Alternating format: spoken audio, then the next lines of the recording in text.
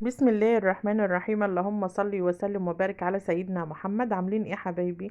يلا كده نسمي الله ونصلي على الرسول ونبدأ الفيديو الجميل ده مع بعض النهارده. هو ان احنا النهارده بقى ايه، حبينا نوريكم ازاي بنخلي الفسيخ بتاعنا الجميل ده بطريقة سهلة وبسيطة جدا. لو اول مرة تشوفي قناتي يا ريت تشرفيني كده وتنوريني وتحطي لي اللايك وتحطي لي اشتراك وتكتبي لي كومنت جميل زي كده وتقولي لي بتشاهديني من اي بلد.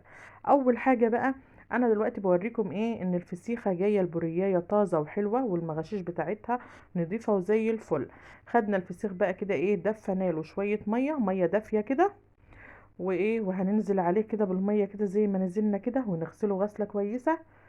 انا غسلته الاول على تحت الحنفيه على ما الميه دفت، وبعدين قلت ايه اغسله تاني بالميه الدافيه وانضف من المغشوش بتاعه الراس، علشان لو فيها طينه ولا فيها حاجه من مكان الارض تبقى نظيفه وحلوه كده. طبعا احنا في ايه، في ايام الجو كان لسه برد فيها، فطبعا الفسيخ ده لازم تدفيله ميه، تعمليه بميه دافيه. لو في الصيف بتغسليه بميه من تحت الحنفيه.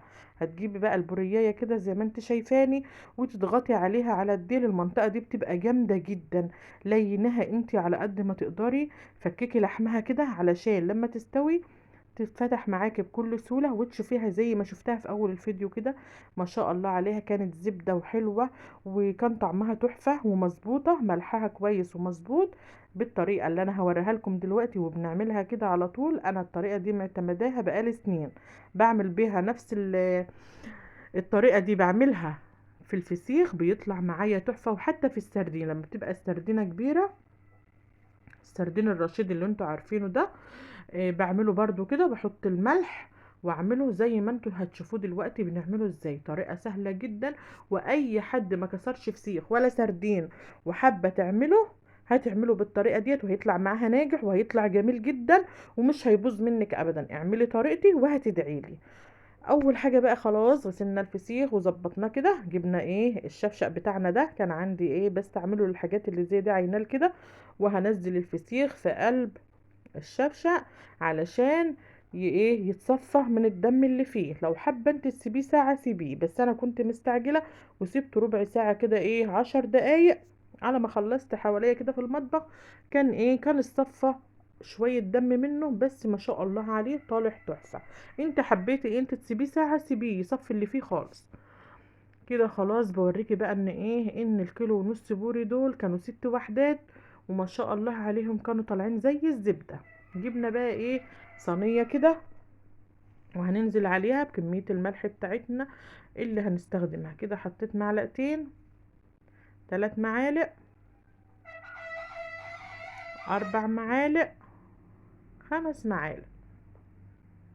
وهنزل بقى ايه بالشطة بتاعتنا، كمية شطة حلوة كده عشان يبقى مشطشط واحمر كده وطالع تحفة بالجمال وبالحلاوة دي. كان طعمه رهيب والطريقة ممتازة. ولو اول مرة زي ما قلتلك تعملي الفسيخ او السردين اعمليه بطريقتي وهتدعيلي، مش هيبوظ منك ابدا. بس اهم حاجة في الفسيخ او في المخلل زي ما قلتلكم في كل فيديو، التهوية. الفسيخ لو هوى منك وخد هوا هيبوظ، هو والمخلل. قفلت عليه كويس وظبطتيه وقفلت البرطمان او الاكياس او الكسارة اللي بتكسري فيها كويس جدا، مفيش هوا يخش له، مفيش حاجة هتبوظ منك. انما هوتيه هيبوظ منك على طول. وهتعملوه هيبقى جميل وبيبقى كويس وارخص ما بتشتريه من بره. بتجيب الكيلو البور ب120 ب130 وتعمليه في بيتك. لو رحت تجيبيه مخلل هتجيبيه ب250 جنيه، انت اولى بالفرق. خلاص فتحنا الراس بتاعه الفسيخه وحطينا فيها ايه شويه ملح على شطه. حطي انت بالمعلقه في في كل ناحيه من الفسيخه، حطي نص معلقه شاي. لو انت اول مره تعمليه، انا عشان متعوده عليه خلاص ما عادتش بتفرق معايا. جبت بقى ايه الفسيخه كده، وافضل ادلكها كده في الملح زي ما تكوني هتحطي في السمكه في الدقيق كده عشان تطلع معاكي ان انت تحطها في الايه في الزيت.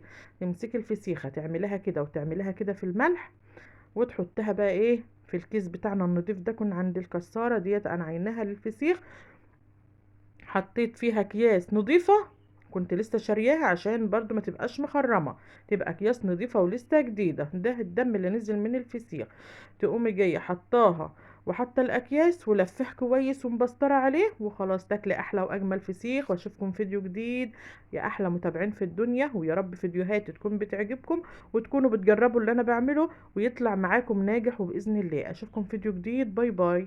حط لي اللايك والاشتراك. باي باي حبايبي.